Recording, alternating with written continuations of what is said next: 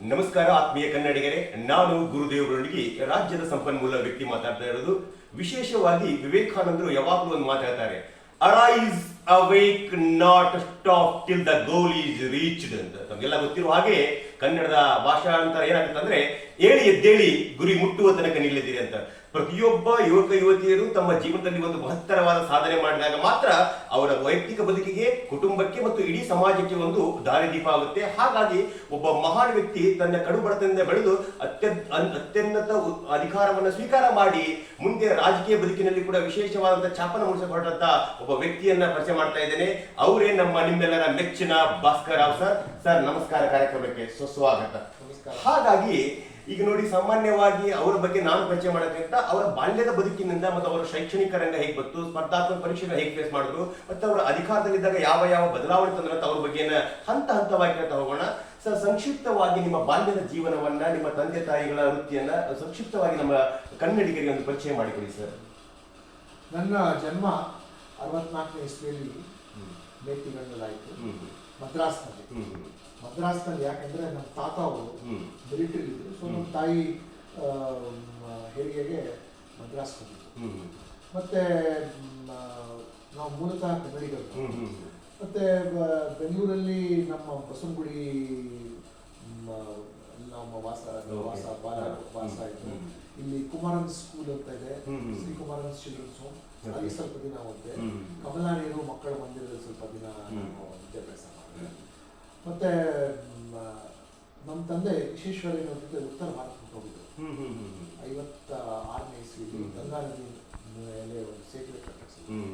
ಸೇತುವೆ ಯಶಸ್ವಿಯಾಗಿ ಕಟ್ಟಿದ ನಂತರ ಅಂದಿನ ಮುಖ್ಯಮಂತ್ರಿಗಳು ನಮ್ಮ ತಂದೆಗೆ, ನೀವು ಇಲ್ಲೇ ಇರಿ, ನಿಮ್ಗೊಂದು ಒಳ್ಳೆ ಹುದ್ದೆ ಕೊಡ್ತೀನಿ ಅಂತ ಕಾರಣದಿಂದ 56ನೇ ಇಸ್ವಿಯಿಂದ 90ನೇ ಇಸ್ವಿ 34 ವರ್ಷ ನನ್ನ ತಂದೆ ಬಿಹಾರದಲ್ಲಿ ಉಳ್ಕೊಂಡ್ರು. ಸೊ ಬಿಹಾರದಲ್ಲಿ ಕೂಡ ನಾನು ಸಾಕಷ್ಟು ವಿದ್ಯಾಭ್ಯಾಸನೂ ಮಾಡಿದೆ, ಬಾಲ್ಯಕಾಲನೂ ಅಲ್ಲಿ ಸ್ಪೆಂಡ್ ಮಾಡಿದ್ದೀನಿ. ಮತ್ತೆ 10ನೇ ಕ್ಲಾಸ್ ತನಕ ಅಲ್ಲಿ ಓದಿದ್ದೆ. ಸೊ ಬಿಹಾರದಲ್ಲಿ ಕೂಡ ಬಿಹಾರದ ವಿವಿಧ ಭಾಗಗಳಲ್ಲಿ ಪಟ್ನಾ, ರಾಂಚಿ, ಜಮ್ಶೆಡ್ಪುರ್, ಬೇತಿಯಾ, ಚಂಪಾರನ್ ಇತ್ಯಾದಿಗಳಲ್ಲಿ. ಮತ್ತೆ ನಮ್ಮ ತಂದೆನೂ ಆ ಕಡೆ ಎಲ್ಲ ಕಡೆ ಕೆಲಸ ಮಾಡೋದ್ರಿಂದ ನೀವು ಬಾಲ್ಯದಲ್ಲಿ ಅಥವಾ ಭಾರತ ದರ್ಶನ ಆಗೋಗಿದೆ ಅಂತ ಆಗೋಗಿದೆ. ಮತ್ತೆ ಅದು ಒಂದೇ ಅಲ್ಲ, ನಮ್ಮ ತಾತ ಅವರು, ನನ್ನ ತಂದೆಯವ್ರ ತಂದೆ ಕೇರಳ ಸ್ವಾತಂತ್ರ್ಯ ಮಹಾರಾಜರ ಪ್ರೈವೇಟ್ ಸೆಕ್ರೆಟರಿ ಆಗಿತ್ತು. ಸೊ ನಮಗೆ ಕೇರಳದ ಕೂಡ ಸ್ವಲ್ಪ ನನಗೆ ಅಂಟಿದೆ ನಮ್ಮ ಮನೆಯಲ್ಲಿ. ಮತ್ತೆ ನಮ್ಮ ತಾಯಿ ಕುಂಭಕೋಣದವರು, ಸೊ ತಮಿಳುನಾಡು.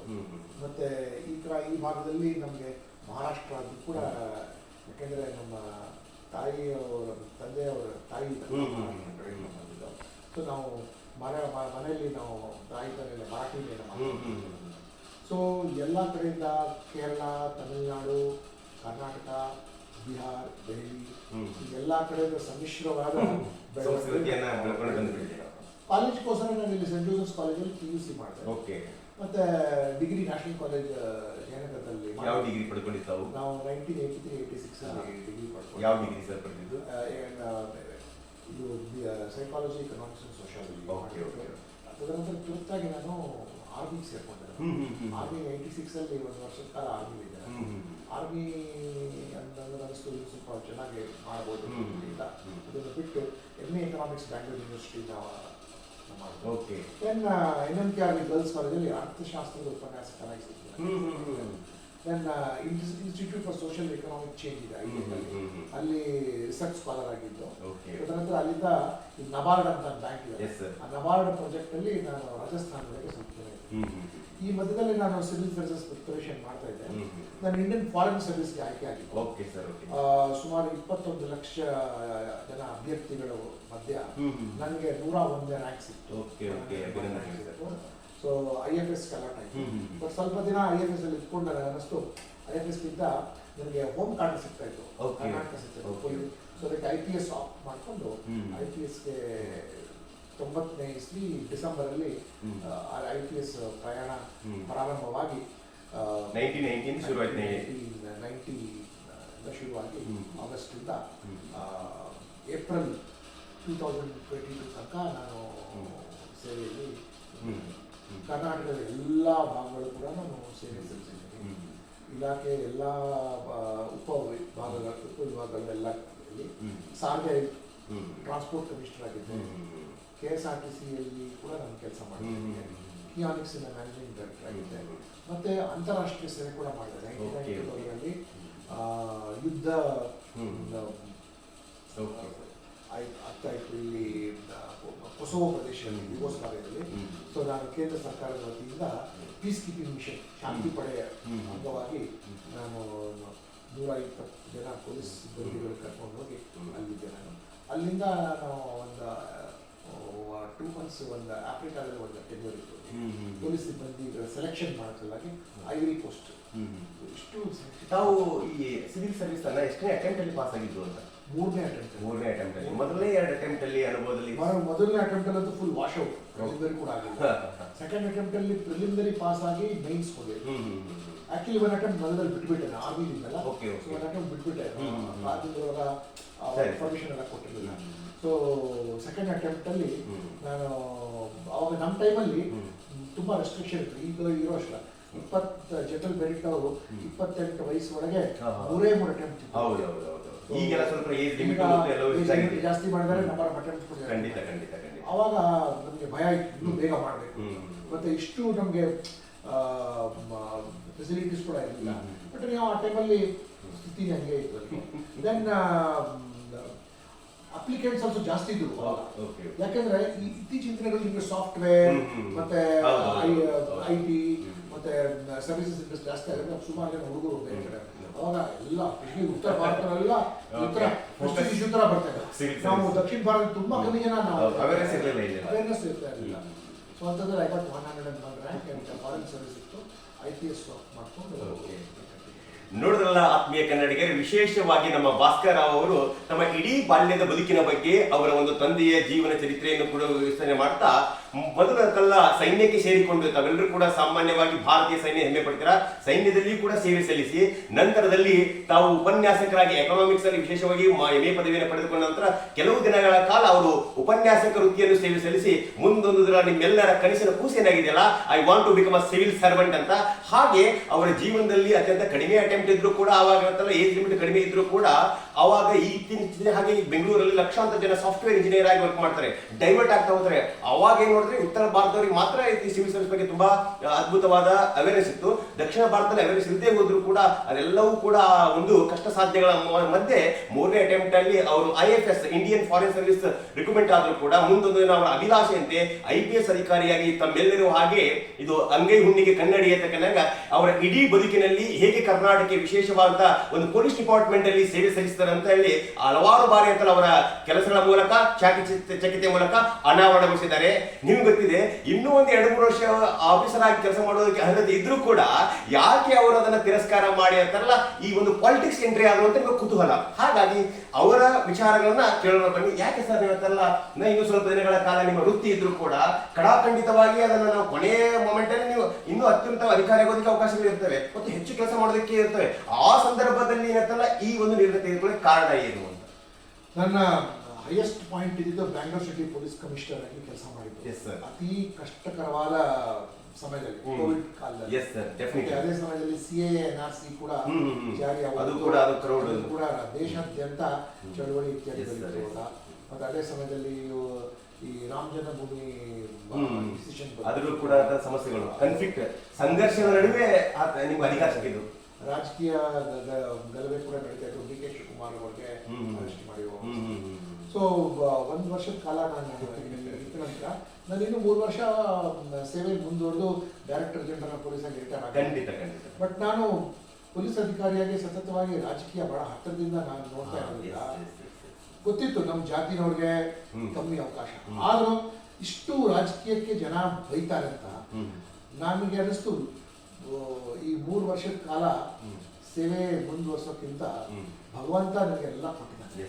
IPS ಕೊಟ್ಟ, ಮದುವೆ ಆಯಿತು, ಮಕ್ಕಳು ಹುಟ್ಟಿ ಅವರು ಸ್ಥಾನಕ್ಕೆ ಹೋಗ್ಬೋದು.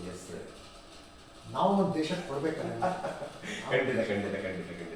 3 ವರ್ಷ ನಾನು ದೇಶಕ್ಕೆ ಸಲ ತ್ಯಾಗ. ನನ್ನ ಹತ್ರ IPS ಎಲ್ಲ ಐಶೋ ಆರಾಮ ಇತ್ತು. ಏಪ್ರಿಲ್ 2ನೇ ತಾರೀಕು, ಏಪ್ರಿಲ್ 3ನೇ ತಾರೀಕಿಂದ ವಾಹನ ಇಲ್ಲ, ಚಾಲಕ ಇಲ್ಲ, ಕಚೇರಿ ಇಲ್ಲ, ಚಾಕರಿ ಇಲ್ಲ, ಖಂಡಿತ ಖಂಡಿತ. ಯಾವುದೇ ಇಲ್ಲದ ಕಾರಣದಿಂದ ಒಬ್ಬರೇ ನಿಂತ್ಕೊಂಡು ಆ ಸಮಯದಲ್ಲಿ ಆಮ್ ಆದ್ಮಿ ಪಾರ್ಟಿಗೆ ಸೇರ್ಕೊಂಡೆ. ಬಟ್ ಕೆಲವು ದಿನ ಅಲ್ಲಿ ಕಂಟಿನ್ಯೂ ಆದ ನಂತರ ಈಗ ನಿಮಗೆ ಈಗ ಯಾವಾಗ ನೀವು ರಾಜಕೀಯವನ್ನ ತುಂಬಾ ಹತ್ತಿರದಿಂದ ನೋಡಿದಾಗ ಅಂತಲ್ಲ, ಇಲ್ಲಿ be the change what you want to see in the world ಅನ್ನೋ ಮಹಾತ್ಮ ಗಾಂಧಿ ಅದೇ ಕಾರಣಕ್ಕಾಗಿ ನನಗೆ ಸುಮ್ಮನೆ ಕೂತ್ಕೊಂಡು ಉಪದೇಶ ಮಾಡೋದು, ಕ್ರಿಟಿಸೈಸ್ ಮಾಡೋಕ್ಕಿಂತ ಪರವಾಗಿಲ್ಲ, ನನ್ನ ಕಷ್ಟ ಆದರೂ ಚಿಂತೆ ಇಲ್ಲ. ಸಂಘರ್ಷದಲ್ಲಿ ಬಂದಿರೋನು IPSಗೆ ಬರಬೇಕು ಅಂದ್ರೆ ಭಗವಂತನ ಆಶೀರ್ವಾದ, ನಮ್ಮ ತಂದೆ ತಾಯಿ ಆಶೀರ್ವಾದ, ಮತ್ತೆ ನಾವು ಶ್ರಮ ಪಟ್ಟಿದ್ದಕ್ಕೆ ಭಗವಂತ ನಮ್ಗೆ ಅವಕಾಶ ಕೊಟ್ಟು, ನನಗಿಂತ ಎಷ್ಟು ಜನ ಭಗವಂತ ಸೆಲೆಕ್ಟ್ ಆಗಿಲ್ಲ, ನಾನೇ ಎಲ್ಲಕ್ಕಿಂತ ಭಗವಂತ ಏನೋ ನಮ್ಮ ಅವಕಾಶ ಭಗವಂತ. ಸೊ ಅದೇ ಮಾದರಿಯಾಗಿ ಇಲ್ಲಿ ಕೂಡ ಪರವಾಗಿಲ್ಲ, ಏನು ಇದೆಲ್ಲ ತ್ಯಾಗ ಮಾಡಿಬಿಟ್ಟು ಬಿಟ್ಬೇಡೋಣ, ಇಷ್ಟೆಲ್ಲ ಸಿಕ್ಕಿದಲ್ಲ ಇಲ್ಲಿ. ಸೊ ಆ ಕಾರಣದಿಂದ ನಾನು ಚುನಾವಣೆ ಕೂಡ ಸ್ಪರ್ಧೆ ಮಾಡಿದೆ. ಆಮ್ ಆದ್ಮಿ ಪಾರ್ಟಿಯಿಂದ ಇಲ್ಲ, ಭಾರತೀಯ ಜನತಾ ಪಾರ್ಟಿಯಿಂದ. ಬಹುಶಃ ಕೊನೆ ಮೂಮೆಂಟಲ್ಲಿ ಬಂದೆ. ಮತ್ತೆ ನಾನು ಇಲ್ಲಿ ಸೇರ್ಕೊಳ್ಳೋದು ಯಾವ ಕ್ಷೇತ್ರದಿಂದ ಚಾಮರಾಜಪೇಟೆ. ಆಗಲೇ ಸ್ವಲ್ಪ ಲೇಟ್ ಆಗಿ ಬಂದೆ. ಮತ್ತೆ ಅಲ್ಲಿ ಆಗಲೇ ಅಲ್ಪಸಂಖ್ಯಾತರ ತುಂಬಾ ಹಿರಿಯ ನಾಯಕರಾಗಿ ಅವರಿಗೆ ರೆಕಗ್ನೈಸ್ ಮಾಡಿದ್ದೆ ಸಭೆಯನ್ನು. ಬಟ್ ನಾನು ಪ್ರಾಮಾಣಿಕವಾಗಿ ನಿಂತ್ಕೊಂಡೆ, ಪ್ರಾಮಾಣಿಕವಾಗಿ ನನ್ನ ವೋಟ್ ಕೂಡ ಹಾಕಿದ್ರು. ಬಟ್ ಆದರೆ ಕೂಡ ಚುನಾವಣೆಯಲ್ಲಿ ನಾನು ಯಶಸ್ವಿ ಆಗಿಲ್ಲ. ಬಟ್ ನಾನು ಯಾರಿಗೂ ದುಡ್ಡು ಕೊಟ್ಟು ಮಾಡಿಲ್ಲ. ನನಗನ್ಸುತ್ತೆ ನೆಕ್ಸ್ಟ್ ಜನ್ರೇಷನ್ಗೆ ಅವ್ರಿಗೆ ಜಿಗುಪ್ಸೆ ಆಗೋಗ್ಬಿಟ್ಟಿದೆ ಈ ರಾಜಕಾರಣದ ಫೇಲ್ಯೂರ್ ನೋಡಿ. ಯಾಕೆಂದರೆ ನಾನು ಸುಮಾರು ಹೊರದೇಶಗಳು ಕೂಡ ಯಾತ್ರೆ ಮಾಡಿದ್ದೀನಿ. ಅಲ್ಲಿ ಕ್ವಾಲಿಟಿ ಆಫ್ ಲೀಡರ್ಸ್ ಇರ್ತಾರಲ್ಲ, ತುಂಬ ಒಳ್ಳೆ ಕ್ವಾಲಿಟಿ ವಿದ್ಯಾವಂತರು ಇರ್ತಾರೆ. ಮತ್ತೆ ಏನೋ ಒಂದು ಜನರಿಗೆ ಸಹ ಒಳ್ಳೇದು ಮಾಡಬೇಕು ಅಂತ. ಈಗ ನಾನು UK ಇದ್ದೆ, ನಾನು 2 months. UK ಪ್ರೈಮ್ ಮಿನಿಸ್ಟರ್ ಯಾವಾಗ ಐದರ್ ಕೇಂಬ್ರಿಡ್ಜ್ ಯೂನಿವರ್ಸಿಟಿ ಅವ್ರು ಆಕ್ಸ್ಫರ್ಡ್ ರಿಷಿ ಸುನಾಕ್ ಇದ್ರು, ಅವರು ಮತ್ತೆ ಕೈಟ್ ಸ್ಟ್ಯಾಮರ್ ಅದ್ರ ಹಿಂದೆ ಕೂಡ. ಅಂದ್ರೆ ಲೆವೆಲ್ ಆಫ್ ಇಂಟೆಲಿಜೆನ್ಸ್ ಇದೆಲ್ಲ ನಮ್ಮಲ್ಲಿ ಬರೀ ಜಾತಿ ದುಡ್ಡು ಅಂತ ಹೇಳಿದ್ರು ಯುವಕರಲ್ಲಿ ಒಂದು ರೀತಿಯ ಜಿಗುಪ್ಸೆ ತಂದುಬಿಟ್ಟಿದ್ದಾರೆ. ಮತ್ತೆ ಅವರವರು ಪರಿವಾರ ರಾಜಕಾರಣ, ಮಕ್ಕಳು ಮೊಮ್ಮಕ್ಕಳು. ಇಲ್ಲಿ ನೀವು ಪರಿವಾರ ರಾಜಕಾರಣ ಅಂದ ತಕ್ಷಣ ಇದು ತುಂಬಾ ಕಾಡುವಂತ ಪ್ರಶ್ನೆ. ನೋಡಿ, ಕರ್ನಾಟಕದಲ್ಲಿ ಸುಮಾರು 6ರಿಂದ 8 ಕೋಟಿ ಜನಸಂಖ್ಯೆ ಇದೆ. ಯಾರು ರಾಜಕೀಯ ರಂಗದಲ್ಲಿ ಇದ್ದಾರೆ? ಯಾಕಂದ್ರೆ 1950ಕ್ಕೆ ಯಾವಾಗ ಜನವರಿ 26ನೇ ತಾರೀಕು ಸಂವಿಧಾನವನ್ನು ರಚನೆ ಮಾಡಿದ್ರು ಡಾಕ್ಟರ್ BR ಅಂಬೇಡ್ಕರ್ ಅವರು. ಅವತ್ತಿನಿಂದ ಏನಂತಲ್ಲ ಈ ವಂಶ ಪಾರಂಪರ್ಯ ಅನ್ನೋದಕ್ಕೆ ಮುಕ್ತಿ ಹಾಡ್ತು. ಅದು ನಿಜವಾಗ್ಲೂ ಮುಕ್ತಿ ಹಾಡ್ತಾ ಅನ್ನೋದು ಪ್ರಶ್ನೆ. ಯಾಕಂದ್ರೆ ಅವಾಗ ರಾಜನ ಮಕ್ಕಳು ರಾಜ, ಈಗ ಚಂದ್ರಗುಪ್ತ ಮೌರ್ಯನ ಮಗ ಬಿಂದುಸಾರ ವಂಶ ಪಾರಂಪರ್ಯ ಅವ್ರ ಮಗನಂತ ರಾಜನಾಗ್ತಾ ಇದ್ದ. ಅವ್ನಿಗೆ ಅರ್ಹತಿದ್ರು ಬಿಟ್ಟಿದ್ದೀನೋ. ಆದ್ರೆ ಯಾವಾಗ ಪ್ರಜಾಪ್ರಭುತ್ವದಲ್ಲಿ ಡಾಕ್ಟರ್ BR ಅಂಬೇಡ್ಕರ್ ಅವರು 1950 ಜನವರಿ 26ನೇ ತಾರೀಕು ಒಂದು ಸಂವಿಧಾನವನ್ನ ತಂದ್ರು, ಅವತ್ತಿನಿಂದ ನಿನ್ನ ಜಾತಿ ಮತ ಲಿಂಗ ಯಾವ ಭೇದ ಭಾವ ಇಲ್ಲದೆ ನಿನ್ನ ಅರ್ಹತೆ ಇದ್ರೆ ರಾಜಕೀಯದ ಅತ್ಯುನ್ನತವಾದ ಶಿಖರವನ್ನ ಏರಬಹುದು ಅನ್ನೋದಕ್ಕೆ ಹಲವಾರು ಜ್ವಲಂತ ಉದಾಹರಣೆಗಳಿದ್ದಾವೆ. ಈ ಪ್ರೆಸೆಂಟ್ ಆಗಿ ನೋಡಿದ್ರೆ ಗುಜರಾತಿನಲ್ಲಿ ಏನ್ ಮಾಡ್ತಾ ಇದ್ರು, ಟೀ ಮಾಡ್ತಾ ಇರುವಂತ ವ್ಯಕ್ತಿ ದೇಶದ ಪ್ರಧಾನಿಯಾಗಿದ್ದಾರೆ. ನಮ್ಮ ಬುಡಕಟ್ಟು ಜನಾಂಗದ ಅತ್ಯಂತ ಹಿಂದುಳಿದ ಸಂತಾಲ ಕುಟುಂಬದ ಹೆಣ್ಣು ಮಗಳು ದೇಶದ ರಾಷ್ಟ್ರಪತಿ ಆಗಿದ್ದಾಳೆ ದ್ರೌಪದಿ ಮುರ್ಮು. ಹಂಗಾಗಿ ಸಂವಿಧಾನ ಬರೆದಂತ ಡಾಕ್ಟರ್ BR ಅಂಬೇಡ್ಕರ್ ಇಂದ ಅತ್ಯಂತ ಕೆಳಮಟ್ಟದ ವ್ಯಕ್ತಿ ರಾಜಕೀಯದಲ್ಲಿ ಅತ್ಯುನ್ನತವಾದ ಮಟ್ಟವನ್ನು ತಲುಪುವುದಕ್ಕೆ ಹಲವಾರು ಉದಾಹರಣೆಗಳಿದ್ದಾವೆ. ಹಾಗಾದ್ರೆ ಕರ್ನಾಟಕದಲ್ಲಿ ಯಾಕೆ ಅಂತಲ್ಲ, ಕೇವಲ ಅಂತಲ್ಲ, ಒಂದು 2-3 ಕುಟುಂಬಗಳ ಕಪಿಮುಷ್ಟಿಯಲ್ಲಿ ಕರ್ನಾಟಕದ ಸರ್ಕಾರ ಅಥವಾ ಈ ರಾಜಕೀಯ ರಂಗ ಓಡಾಡ್ತಾ ಇದೆ. ಇದಕ್ಕೆ ಪರಿಹಾರ ಇಲ್ವಾ? ಅಥವಾ ಯಾವುದೇ ಒಬ್ಬ ರಾಜಕಾರಣಿಗೆ ಅಂತಲ್ಲ, ನನ್ನ ಕುಟುಂಬವಲ್ಲದೆ ಇಡೀ ಸಮಾಜ, ನನ್ನ ಕ್ಷೇತ್ರ, ಇಡೀ ರಾಜ್ಯದಲ್ಲಿರುವಂತಹ ಜನರು ಯಾರೇ ಒಬ್ಬ ಅರ್ಹತೆ ಇದ್ರು ಕೂಡ ಅವರನ್ನ ಮುನ್ನೆತ್ತಿರಬೇಕಂತ ಮನೋಭಾವ ನಿಮ್ಮಲ್ಲಿ ಕಾಣ್ತಾ ಇಲ್ವಾ? ಈ ಎಲ್ಲಾ ಪ್ರಶ್ನೆಗಳಿಗೆ ನಿಮ್ಮ ಒಂದು ಪರಿಹಾರ ನೋಡಿ. ಅವ್ರ ಕುಟುಂಬದ ಕಲ್ಯಾಣ ಅವ್ರಿಗೆ ಸೇರಿತ್ತು, ಅವ್ರು ಚೆನ್ನಾಗಿ ಅವ್ರ ಕುಟುಂಬಕ್ಕೆ ಮುಂದೆ ತಂದಿದ್ದಾರೆ. ಸೊ ನಾವು ಅವ್ರಿಗೆ ಬ್ಲೇಮ್ ಮಾಡೋಕ್ಕಾಗಲ್ಲ. ನಾವು ನಿರಾಸಕ್ತಿಯಿಂದ ಹಿಂದೆ ಬಿಟ್ಬಿಟ್ಟಿದ್ದೀವಿ. ಯುವಕರಲ್ಲಿ ನಾನು ಕೇಳ್ಕೊಳ್ಳೋದೇನೆಂದ್ರೆ, ಭಯವನ್ನು ಬಿಡಬೇಕು. ಸೋಲೋ ಭಯ, ದುಡ್ಡಿಲ್ಲ ಅಂತ ಭಯ, ಅಥವಾ ಹೆಜ್ಜೆ ಇಡುವಂತ ಭಯ, ಆ ಭಯ ಬಿಟ್ಟು ನಾವು ಮುಂದೆ ಬರಬೇಕಾಗಿರೋದು ಬಹಳ ಮುಖ್ಯ. ಆ ಭಯ ಮೇಲೆ ಅವ್ರಿಗೆ ನಿಯಂತ್ರಣ ಇಟ್ಕೊಂಡು ಮುಂದೆ ಬಂದ್ರೆ, ಮತ್ತೆ ಸಮಯ ಕೊಡಬೇಕು. ತಕ್ಷಣವೇ ಏನಾಗೋದಿಲ್ಲ, ಎಫರ್ಟ್ ಮಾಡಬೇಕು, ಜನರ ಮಧ್ಯದಲ್ಲಿ ಇರಬೇಕು, ಅಧಿಕಾರವಿಲ್ಲದೆ ಕೆಲಸ ಮಾಡಬೇಕು. ನಾವು ಸಂವಿಧಾನ ಬಗ್ಗೆ ತಿಳ್ಕೋಬೇಕು, ಮತ್ತೆ ದೇಶದ ಅರ್ಥವ್ಯವಸ್ಥೆ, ಬಜೆಟ್, ಪಬ್ಲಿಕ್ ಫೈನಾನ್ಸ್ ಬಗ್ಗೆ ತಿಳ್ಕೋಬೇಕು, ಮತ್ತೆ ರಾಜ್ಯದ public finance, district public finance, ಮತ್ತೆ ಎಂಟೈರ್ ಸೋಶಿಯೋ ಕಲ್ಚರಲ್ ಮಿಲಿಯೂ ಇದೆಲ್ಲ, ಎಷ್ಟು ಯಾವ ಜಾತಿ, ಯಾವ ಜನ, ಯಾವ ಧರ್ಮ, ಈ ಇತ್ಯಾದಿಗಳು ತಿಳ್ಕೊಂಡು ಒಂದು ವಿಶಾಲ ಮನಸ್ಥಿತಿಯಲ್ಲಿ ನಾನೇನೋ ಒಳ್ಳೇದು ಮಾಡಕ್ ಹೊರಟ್ರೆ ಒಳ್ಳೇದಾಗಿ ಖಂಡಿತವಾಗಿ ತಕ್ಷಣ ಆಗಲ್ಲ. ನೋಡಿ ಈಗ ನೀವು ಹೇಳ್ದಂಗೆ ಕೆಲವು ಫ್ಯಾಮಿಲೀಸ್ ಅವರೇ ಯಾಕಂದ್ರೆ ಅವ್ರ ಹತ್ರ ಜಾತಿ ಬಲ ಇದೆ, ಹಣ ಬಲ ಇದೆ, ಬೇರೆಯವ್ರ ಹತ್ರ ನಿಮ್ಮ ಹತ್ರ ನಮ್ಮ ಹತ್ರ ಇಲ್ಲ ಇದೆ. ಬಟ್ ಅದ್ರ ಅರ್ಥ ನನ್ನ ಕೈಯಲ್ಲಿ ಆಗೋದೇ ಇಲ್ಲ ಅಂತ ಯಾರ ಕೈ ನೀವೇ ಉದಾಹರಣೆ ಕಟ್ಟಿ ಒಬ್ಬ ಚಹಾ ಮಾರೋನ್ಗೂ ಪ್ರಧಾನಿ ಆಗಕ್ಕೆ ಅವಕಾಶ ಸಿಕ್ತು. ಬುಡಕಟ್ಟ ಹೆಣ್ಣುಗಳಿಗೂ ಪಾಪ ಆಕೆ ಬಹಳ ಹೆಣ್ಮಗಳು ತುಂಬಾ ನೊಂದರು, ಯಜಮಾನರು ಕಳ್ಕೊಂಡು ಅಂತವರು ಆ ಸ್ಥಿತಿಗೆ ಹೋಗಿದ್ದಾರೆ ಅಂದ್ರೆ ಅದಕ್ಕೆ ಮೂಲ ಸಂವಿಧಾನವೇ ಕಾರಣ. ಸಂವಿಧಾನದಲ್ಲಿರೋಷ್ಟು ಶಕ್ತಿ ಇದನ್ನ ನಾವು ಉಪಯೋಗ ಮಾಡ್ತೀವಿ. ನಾನು ಸಂವಿಧಾನ ಬಗ್ಗೆ ಮಾತನಾಡಕ್ಕೆ ಎಲ್ಲ ಹೋದ್ರೆ ನಾನು ಎಲ್ರಿಗೂ ಹೇಳೋದೇನೆಂದ್ರೆ, ನೀವು ಒಂದು ಅಂಗಡಿಗೆ ಹೋಗ್ಬಿಟ್ಟು ಒಂದು ಮೊಬೈಲ್ ತಗೊಳ್ತೀರಿ ಅಥವಾ ಒಂದು ವಾಷಿಂಗ್ ಮಷಿನ್ ತಗೊಳ್ತೀರಾ ಅಥವಾ ಒಂದು ಮೋಟರ್ ಸೈಕಲ್ ತಗೊಳ್ತೀರಿ, ಒಂದು ಕಾರ್ ತಗೊಳ್ತೀರಾ ಅಂದ್ರೆ ತಗೊಳ್ಳುವಾಗ ನಿಮ್ಗೆ ಅದ್ರ ಜೊತೆ ಒಂದು ಪುಸ್ತಕ ಕೊಡ್ತಾರೆ. ಆ ಪುಸ್ತಕದಲ್ಲಿ ಏನ್ ಬರ್ದಿರತ್ತೆ, ಈ ಪದಾರ್ಥ ಅಂದ್ರೆ ಏನು, ಇದನ್ನು ಯಾವ ರೀತಿ ಉಪಯೋಗ ಮಾಡಬೇಕು, ಇದಕ್ಕೆ ಯಾವ ದಿನ ಮೇಂಟೈನ್ ಮಾಡಬೇಕು, ಯಾವ ದಿನ ಸ್ವಚ್ಛ ಮಾಡಬೇಕು, ಏನೇನ್ ಪಾರ್ಟ್ ಚೇಂಜ್ ಮಾಡಬೇಕು ಇತ್ಯಾದಿಗಳು. ಅದೇ ಮಾದರಿಯಾಗಿ ಈ ದೇಶ ನಡೆಸಬೇಕು ಅಂದ್ರೆ ಒಂದು ಪುಸ್ತಕ ಇದೆ. ಅದ್ಭುತ ಸರ್, ಅದ್ಭುತ ಅದ್ಭುತ. ನಿಜವಾಗ್ಲೂ ಕೂಡ ಈ ದೇಶ ನಡೆಸಬೇಕು ಅಂದ್ರೆ ಒಂದು ಕೈಪಿಡಿ ಇದೆ, ಅದರ ಹೆಸರು ಸಂವಿಧಾನ, ಭಾರತದ ಸಂವಿಧಾನ. ನಮ್ಮ ದುರ್ದೈವ ಏನಂದ್ರೆ ದೇಶ ನಡೆಸೋರು ಆಡೋರು ಈ ಪುಸ್ತಕದ ಬಗ್ಗೆ ಅವರಿಗೆ ಜ್ಞಾನ ಕಮ್ಮಿ ಅಥವಾ ಜ್ಞಾನವೇ ಇಲ್ಲ.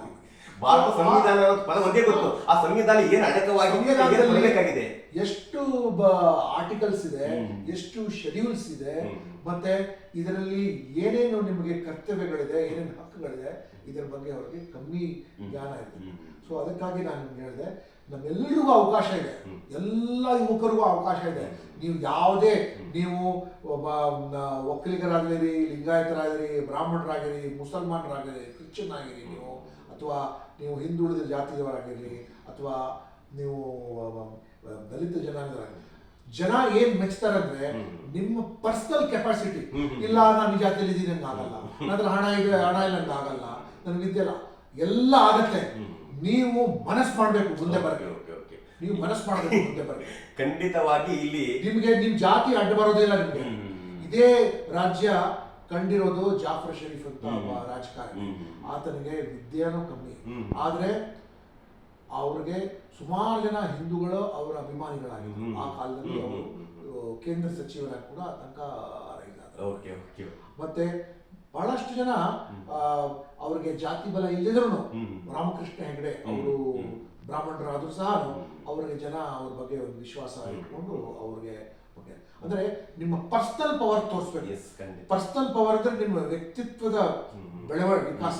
ಸೊ ಚೆನ್ನಾಗಿ ಓದಿ, ಚೆನ್ನಾಗಿ ಮಾತನಾಡಿ, ಚೆನ್ನಾಗಿ ತಿಳ್ಕೊಳ್ಳಿ, ಮತ್ತೆ ಜನರ ಜೊತೆ ಚೆನ್ನಾಗಿರಿ, ಜನ ನಿಮಗೆ ಮೆಚ್ತಾರೆ. ಖಂಡಿತವಾಗಿ ನೋಡಿ, ಶ್ರೀಕೃಷ್ಣ ಭಗವದ್ಗೀತೆ ಹೇಳುವಾಗೆ ಕರ್ಮಣ್ಯ ವಾಧಿಕಾರಿಸ್ತೆ ಮಹಾಫಲೇಶು ಕದಾಚನ ಎನ್ನುವ ಹಾಗೆ ನೀವು ಯಾವುದೇ ಕ್ಷೇತ್ರ, ಅದು ಶಿಕ್ಷಣ ರಂಗವನ್ನು ಆಯ್ಕೆ ಮಾಡಿಕೊಳ್ಳಿ ಅಥವಾ ರಾಜಕೀಯ ರಂಗವನ್ನು ಆಯ್ಕೆ ಮಾಡಿಕೊಳ್ಳಿ, ನೀವು ಆಯ್ಕೆ ಮಾಡಿಕೊಂಡ ಕ್ಷೇತ್ರದಲ್ಲಿ ಸಂಪೂರ್ಣವಾಗಿ ನಿಮ್ಮನ್ನು ನೀವು ತೊಡಗಿಸಿಕೊಳ್ಳಿ. ಬಸವಣ್ಣ ಹೇಳುವಾಗೆ ಕಾಯಕವೇ ಕೈಲಾಸುವಂತ ಪರಕಾಯ ಪ್ರವೇಶವನ್ನು ಪಡೆದುಕೊಳ್ಳಿ. ಅದಲ್ಲದೆ ವಿವೇಕಾನಂದ ಹೇಳುವಾಗೆ ನಿಮ್ಮ ಸ್ವ ಸಾಮರ್ಥ್ಯ, strength is life, weakness is death, ಶಕ್ತಿಯೇ ಜೀವನ, ದೌರ್ಬಲ್ಯ ಮರಣ ಎನ್ನುವಂತ ಈ ತತ್ವ ಚಿಂತನೆಗಳನ್ನ ನಿಮ್ಮ ಜೀವನದಲ್ಲಿ ಅಳವಡಿಸಿಕೊಂಡು ನೀವು ರಾಜಕೀಯ ರಂಗದಲ್ಲಿ ಧುಮುಕಿದ್ರೆ ನೀವು ಎಂತ ಒಂದು ಮಹಾನ್ ಅಂತಲ್ಲ ಅಧಿಕಾರವನ್ನು ನೀವು ಪಡೆದುಕೊಳ್ಳಬಹುದು ಅನ್ನೋದು ನಮ್ಮ ಭಾಸ್ಕರ್ ಸರ್ ಅವರ ವಿಚಾರಧಾರೆ ಅಲ್ವಾ ಸರ್?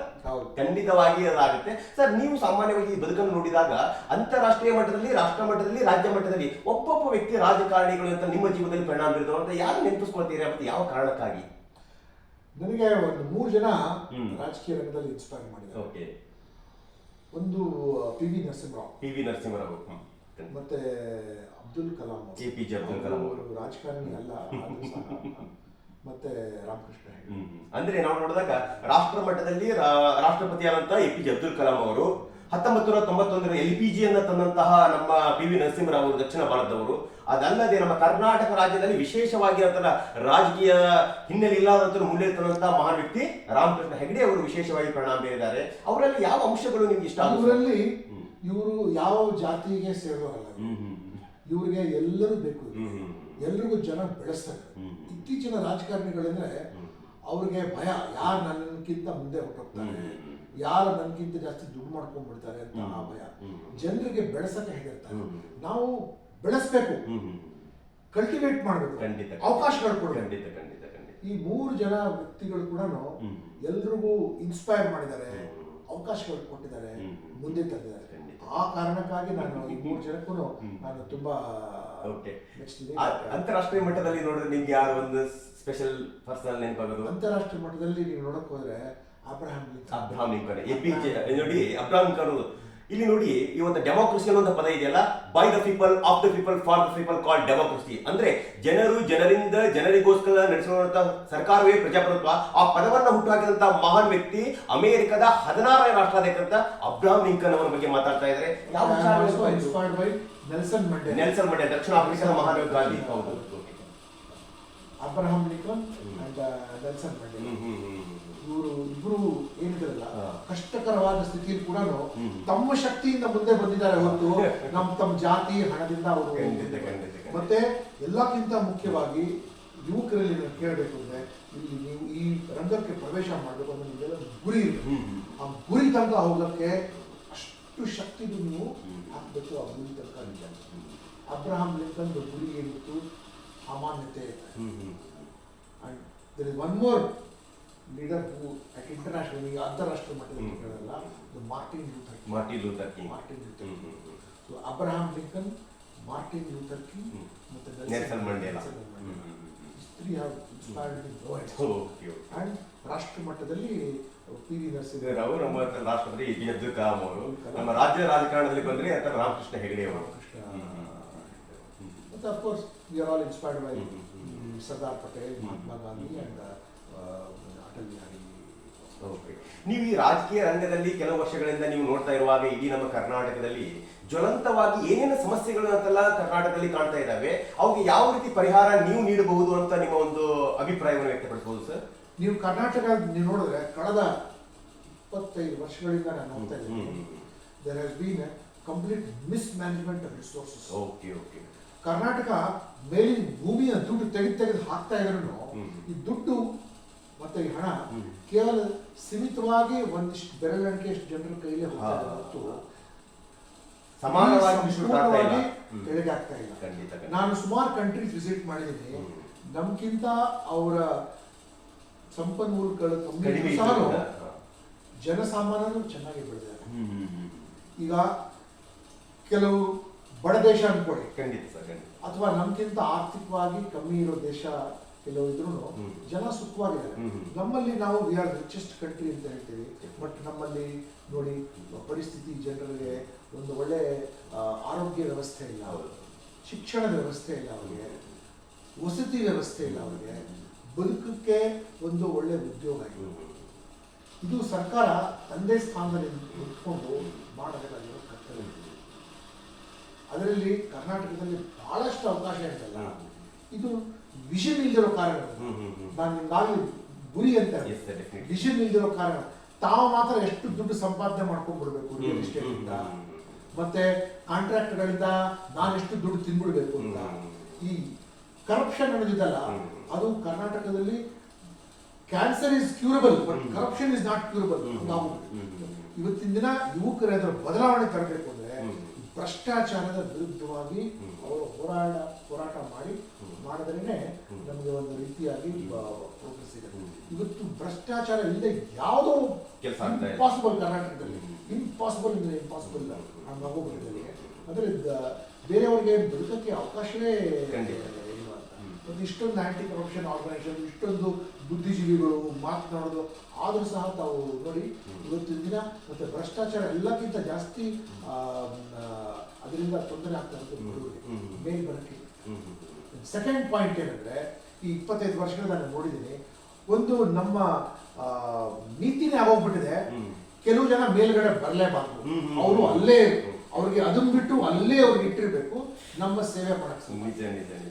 ಅವರೆಲ್ಲರಿಗೂ ಒಂದು ಅವಕಾಶದಿಂದ ವಂಚಿತರಾಗಿದೆ. ಇವ್ರಿಗೆ ಅವಕಾಶ ಕೊಡಿ, ಬಾಗಲು ಕಿಟಕಿಗಳು ತೆಗಿರಿ, ನೋಡಿ ಹೆಂಗ್ ಮುಂದೆ ಹೋಗ್ತಾರೆ ಬಡ ಮಕ್ಕಳು.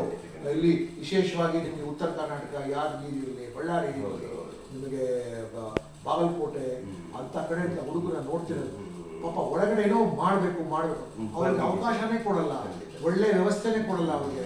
ಉತ್ತರ ಕರ್ನಾಟಕದ ಮಕ್ಕಳಿಗೆ ಖಂಡಿತ. ಅವ್ರಿಗೆ ಕಂಟ್ರೋಲ್ ಮಾಡಿ ಅದನ್ನೇ ಇಟ್ಟಿದ್ದಾರೆ. ಅವ್ರಿಗೆ ದುಡ್ಡಿದ್ರೆ ಹೋಗ್ಬೋದು, ಇದ್ದಿದ್ರೆ ಸೊ ಒಂದು ಅವಕಾಶ ಕೊಟ್ಟರೆ ಎನಿಥಿಂಗ್ ಅಂಡ್ ಎವ್ರಿಥಿಂಗ್ ಇಸ್ ನೋಡಿದ್ರಲ್ಲ ಕನ್ನಡಿಗರೇ, ವಿಶೇಷವಾಗಿ ಜ್ವಲಂತವಾಗಿ ಕರ್ನಾಟಕದಲ್ಲಿ ಕಾಡುತ್ತಿರುವಂತಹ ಕೆಲವು ಸಮಸ್ಯೆಗಳನ್ನು ನೋಡ್ತಾ ಹೋದ್ರೆ ಅದ್ಭುತವಾದ ಸಂಪನ್ಮೂಲ ಹೊಂದಿದಂತ ಈ ಕರ್ನಾಟಕದಲ್ಲಿ ಆ ಸಂಪನ್ಮೂಲಗಳ ಸರಿಯಾದ ಬಳಕೆ ಆಗ್ತಾ ಇಲ್ಲ. ಅದ್ರ ಜೊತೆಗೆ ಈ ಆಡಳಿತದಲ್ಲಿ, ರಾಜಕೀಯದಲ್ಲಿ, ಇನ್ನೊಂದರಲ್ಲಿ ಈ ಒಂದು ಆಳವಾಗಿ ಬೇರುವಂತ ಭ್ರಷ್ಟಾಚಾರ ಇದು ಸಮಸ್ಯೆ ಮಾಡ್ತಾ ಇದೆ. ಅಷ್ಟೇ ಅಲ್ಲದೆ ಕೊನೆಯದಾಗಿ ಒಂದು ಭಾಷೆಗಳ ಬಗ್ಗೆ ಒಂದು ವಿಶೇಷವಾಗಿ ಗಮನ ಹರಿಸ್ತಾ ಇರುವಾಗ ಸರ್, ಈ ಸಾಮಾನ್ಯವಾಗಿ ಪಾಲಕರಲ್ಲಿ ಆಗಿರ್ಬೋದು, ಮಕ್ಕಳಲ್ಲಿ ಆಗಿರ್ಬೋದು, ಸಮಾಜದಲ್ಲಿ ಆಗಿರ್ಬೋದು ಅಂತಲ್ಲ, ನಮ್ಮ ಬದುಕನ್ನು ರೂಪಿಸುವುದು ಇಂಗ್ಲಿಷ್ ಮಾತ್ರ ಅಂತ ಹೇಳಿ ಇವತ್ತು ಹಳ್ಳಿಗಳಿಗೂ ಕೂಡ ಅಂತಲ್ಲ ಇಂಗ್ಲಿಷ್ ಅಲ್ಲಿ ಅಂತಲ್ಲ ಇಂಟರ್ನ್ಯಾಷನಲ್ ಇಂಗ್ಲಿಷ್ ಸ್ಕೂಲ್ಗಳಂತ ಹಾಕ್ತಾ ಇದ್ದಾರೆ. ಹಾಗಾದ್ರೆ 2000ರಿಂದ 2500 ವರ್ಷಗಳ ಇತಿಹಾಸವನ್ನು ಹೊಂದಿದಂತ ಈ ಕನ್ನಡ ಭಾಷೆ ಪಂಪ, ಪೊನ್ನ, ಜನ್ನ, ಹರಿಹರ, ರಾಘವಾಂಕ, ಕುಮಾರವ್ಯಾಸ, ಅಣ್ಣಬಸವಣ್ಣ, ಅಕ್ಕ ಮಹಾದೇವಿ, ಹಾಗೆ ಎಸ್.ಎಲ್. ಭೈರಪ್ಪ, ಇಲ್ಲಿ ಡಿ.ವಿ.ಜಿ ಅವರು, ಇಷ್ಟೆಲ್ಲ ಅದ್ಭುತ ಮಹಾನ್ ವ್ಯಕ್ತಿಗಳು ಕನ್ನಡ ನಾಡು ನುಡಿಗೆ ಸಂಸ್ಕೃತಿಯನ್ನು ಬೆಳೆಸಿದ್ರಿಂದ 2008ರಲ್ಲಿ ಇದು ಏನು ಪಡೆದುಕೊಂಡಿದ್ದು ಶಾಸ್ತ್ರೀಯ ಸ್ಥಾನಮಾನ ಪಡೆದುಕೊಂಡ್ರೆ, ಇಂಥ ಅದ್ಭುತವಾದ ಭಾಷೆಗೆ ಮುಂದೆ ನಾವು ಮುನ್ನೆಲೆ ತರಬೇಕು. ಈ ಕೇವಲ 8 ಜನ ಜ್ಞಾನಪೀಠ ಪ್ರಶಸ್ತಿ ಪುರಸ್ಕೃತರು, 8 ಕೋಟಿ ಜನ ಇದ್ದೇವೆ ನಾವು. ಜ್ಞಾನಪೀಠ ಪುರಸ್ಕೃತರು ಆಗಿದಾರಲ್ಲ, ಅವರು ಏನು ಸರ್ಕಾರ ಸೌಲಭ್ಯದಿಂದ ಆಗಿಲ್ಲ. ಅವರು ತಮ್ಮ ಬುದ್ಧಿಯಿಂದ ಮತ್ತೆ ತಮ್ಮ ವಿಶಾಲವಾದ ಮನಸ್ಸನ್ನು ಇದರ ಬರಹಕಾರರಾಗಿ ಅವರು ಪಡ್ಕೊಂಡಿದ್ರು. ಈ ನಾಯಕರುಗಳಿದ್ದಾರೆ, ಈ ಲೀಡರ್ಗಳಿದಾರಲ್ಲ, ಪಕ್ಷಾತೀತವಾಗಿ ಅವ್ರಿಗೆ ಯಾವ ಲೀಡರ್ಶಿಪ್ ಕ್ವಾಲಿಟಿ ಇಲ್ಲ, ವಿಷನ್ ಕೂಡ ಇಲ್ಲ. ನಾನು 2 ತಿಂಗಳ ಕಾಲ UK ಒಳಗೆ ಮುಖ್ಯವಾಗಿ 2 ಮನೆಗಳಿಗೆ ನಾನು ವಿಸಿಟ್ ಮಾಡಿದೆ. ನಾನು ರಡ್ಯಾರ್ಡ್ ಕಿಪ್ಲಿಂಗ್ ಮನೆಗೆ ಹೋಗಿದ್ದೆ, ಕೆಂಟ್ ಅಂತ ಮತ್ತೆ ಸ್ಟ್ರಾಟ್ಫೋರ್ಡ್ ಅಪಾನ್ ಎವನ್ ಅಲ್ಲಿ ಶೇಕ್ಸ್ಪಿಯರ್ ಮನೆಗೆ ಹೋಗಿದ್ದೆ. UK ಸರ್ಕಾರ ಎಷ್ಟು ಗೌರವದಿಂದ ಅವರ ಸಾಹಿತಿಗಳನ್ನು ಬೆಳೆಸಿ ಮುಂದೆ ತಂದಿದೆ. ಇಲ್ಲಿ 8 ಜನ ಜ್ಞಾನಪೀಠ ಪುರಸ್ಕೃತರಿದ್ದಾರೆ, ರಾಷ್ಟ್ರ ಕವಿಗಳಿದ್ದಾರೆ, ಮತ್ತೆ ಸುಮಾರು ಜನ ಉತ್ತಮ ಬರಹಗಾರರಿದ್ದಾರೆ, ಸರಸ್ವತಿ ಸಮ್ಮಾನ್ ಪುರಸ್ಕೃತರಿದ್ದಾರೆ. ಅವ್ರಿಗೆ ಏನಿಲ್ಲ, ಒಂದು ಶಾಲು, ಒಂದು ಹಾರ ಹಾಕಿ ಆಟೋ ಹಿಡ್ಕೊಂಡು ಮನೆಗೆ ಹೋಗಪ್ಪ ಅಂತ ಕಳ್ಸ್ಬಿಡ್ತೀನಿ ಅಲ್ಲೇ ಅಷ್ಟೇ ಹೊರತು. ಈಗ ಕುವೆಂಪು ಅವ್ರದ್ದು ಜನ್ಮಸ್ಥಳ ಕುಪ್ಪಳ್ಳಿ ಇದೆ. ಎಷ್ಟು ಅದ್ಭುತವಾಗಿ ಸರ್ಕಾರ ಅದನ್ನು ಮಾಡಬಹುದು, ಮಾಡ್ತಾ ಇದೀವ.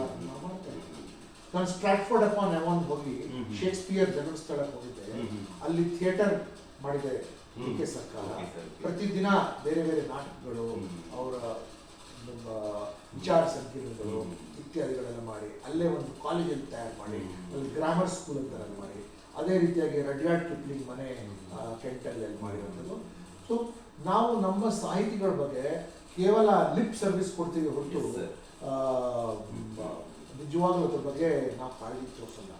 ನೀವು ನೋಡಿ, ನಮ್ಮ ನಾಯಕರ ಪೈಕಿ ಯಾರಿಗಾದ್ರೂ ಒಂದು ಸ್ಪೆಷಲೈಸೇಷನ್ ಯಾರಿಗಾದ್ರೂ ಕಂತ್ರಿ ಕೆಟ್ಟ ಹೊಲಸ ರಾಜಕೀಯದ ಬಿಟ್ರೆ ಯಾರು ಲಿಟ್ರೇಚರ್ ಅಲ್ಲಿ ಮುಂದೆ ಬಂದವರಿದ್ದಾರ, ಕಾನ್ಸ್ಟಿಟ್ಯೂಷನ್ ಅಲ್ಲಿ ಮುಂದೆ ಬಂದವರಿದ್ದಾರ, ಎಕನಾಮಿಕ್ಸ್ ಅಲ್ಲಿ ಮುಂದೆ ಬಂದವರಿದ್ದಾರೆ, ಅಲ್ಲಿಗೆ ಮೆಡಿಕಲ್ ಫೀಲ್ಡ್ ಅಲ್ಲಿ ಬಂದವರು ಮುಂದೆ ಇದ್ದಾರೆ, ಅಲ್ಲಿಗೆ ಇಂಜಿನಿಯರಿಂಗ್ ಫೀಲ್ಡ್ ಅಲ್ಲಿ ಬಂದವರು ಯಾರು ಇದ್ದಾರೆ, ಅಲ್ಲಿ ಮನೋವಿಜ್ಞಾನಿಕ ಶಾಸ್ತ್ರದಲ್ಲಿ ಮುಂದೆ ಬಂದವರು ಯಾರು ರಾಜಕಾರಣಿಗಳಿದ್ದಾರೆ. ಸೊ ಅದಕ್ಕೆ ನಮ್ಮ ಕೆಟ್ಟ ಥರ್ಡ್ ರೇಟೆಡ್ ಕಂತ್ರಿ ರಾಜಕೀಯ ಅಂದ್ರೆ ನಾನು ತಾನು ಅಂತ ಜಾತಿ ರಾಜಕೀಯ ಎಲ್ಲರೂ ಅದರಲ್ಲಿ ಪೈಪೋಟಿ ಮಾಡ್ತಾರೆ. ಯಥಾ ರಾಜ ತಥಾ ಪ್ರಜೆ ಅನ್ನೋ ರೀತಿಯಿಂದಾಗಿ ನಮ್ಮ ರಾಜಕೀಯ ರಂಗದಲ್ಲಿ ಇರುವಂತರ ಇಂಟೆಲೆಕ್ಚುವಲ್ ಇಲ್ಲ, ಹೇಗೆ ಪ್ರಜೆಗಳು ಇಂಟೆಲೆಕ್ಚುವಲ್ ಆಗೋಕೆ ಸಾಧ್ಯ ಅಂತವ್ರು ಬಂದ್ರೆ ಒಂದು ಅಬ್ದುಲ್ ಕಲಾಂಗೆ ಮಾನ್ಯ ವಾಜಪೇಯಿ ಅವಕಾಶ ಕೊಟ್ಟಲ್ಲ ರಾಷ್ಟ್ರಪತಿಗಳಾಗಕ್ಕೆ, ಎಷ್ಟು ಜನಕ್ಕೆ ಅವರು ಇವತ್ತು ತೀರಿ ಹೋಗಿ ಆಲ್ಮೋಸ್ಟ್ 7-8 ವರ್ಷ ಆದ ನಂತರ 4 ವರ್ಷ ಆಗ್ತಾ ಆದ್ರೂ ಸಹ ಎಷ್ಟು ಜನ ಅವ್ರ ಹೆಸರು ಹೇಳಿ ಅವರು ನಮಗೆ ಒಂದು ಇನ್ಸ್ಪಿರೇಷನ್ ಅಂತ ಹೇಳ್ತಾರೆ. ರಾಷ್ಟ್ರಪತಿ ಅಂದ ತಕ್ಷಣ ನಮ್ಗೆ ನೆನಪಿ ಬರೋದೇ APJ ಅಬ್ದುಲ್ ಕಲಾಂ, ಯಾಕಂದ್ರೆ ಅವರು ಪೀಪಲ್ ಪ್ರೆಸಿಡೆಂಟ್ ಆಗಿ ಕೆಲಸ ಮಾಡ್ತಾ ಇದ್ರು. ಸೊ ಅಂತವ್ರಿಗೆ ಅಂತ ನಮ್ಗೆ ಲೀಡರ್ಸ್ ಬೇಕು.